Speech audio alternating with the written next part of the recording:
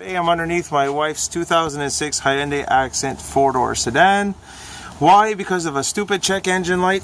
Because of a evaporator canister purge valve. That would be this mofo right here.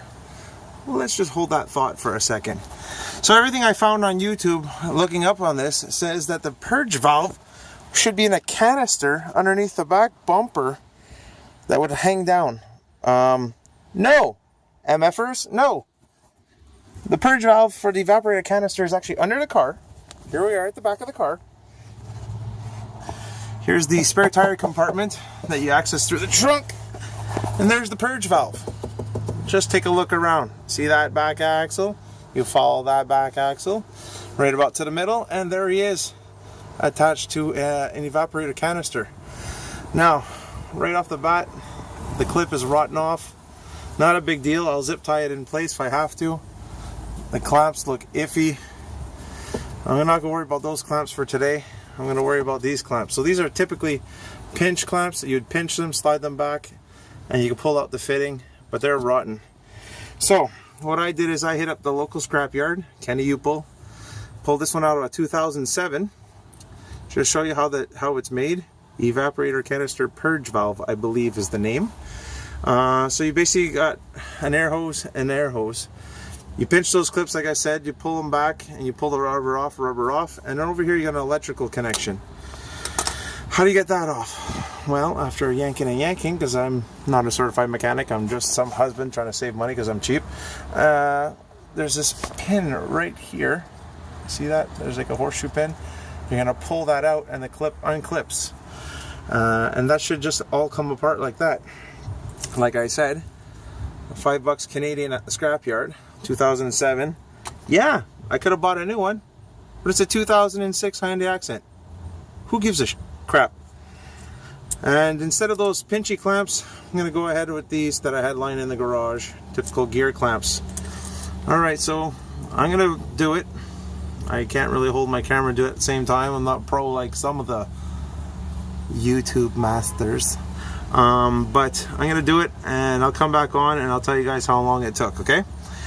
Hold that thought. Here we go. And we are back. Repair completed. 5 minutes. 5 minutes it took me. Not even. Well, I'm getting old and I don't like being under cars anyway, so here's what we did. We put the wire back in. We did that last. Okay, so we'll go with it first. First I went with this one. Put in the gear clamp, then I did the top one, put in the gear clamp, then I put in the wire harness, put in the pin, and then I did this lovely little white tie wrap on what was left there. So that's not going to move around for a while. That was 5 minutes total to put that in. Scrapyard was about 5 minutes to take it off maximum. I mean, after you know what you're doing, it's not so bad. Jacking up the car, 5 minutes. Scrapyard, well, the cars were already up on steel rim, kind of, you know what I mean? They're up on steel rims already, so I didn't have to jack it up. So okay, let's call this repair what it is. This was a total 15-minute repair if you're going to the scrapyard to get your parts. If you're getting the part brand new and you're putting it in, I would suggest pick up 2 new clamps before you go under the car. Maybe even 3, because I'm looking at this effer over here that goes into the plastic canister. That's just the evaporator canister, and the clamps look iffy. So the ones underneath look iffy too, but it seemed to be okay, so I didn't really mess with it. But you know, take a look at your clamps, and that's what I would say. Buy the new purge valve for your evap canister, 2 new clips, and you're in business. So yeah, recap one more time. Scrapyard, if you're taking it apart and putting one back on, I'd say about 15-minute repair. If you're buying the part new, you're talking about a 5-minute repair, not including jack up time and bracing. Now I'm paranoid, just want to show you guys. I put my car up on ramps, and I put my hydraulic jack, because I know you're not really supposed to put it there. I didn't really put pressure, but I'm a chicken shit. And I have a big, there you go, 6x6 block under the front wheel. So that's it. I hope somebody finds this useful.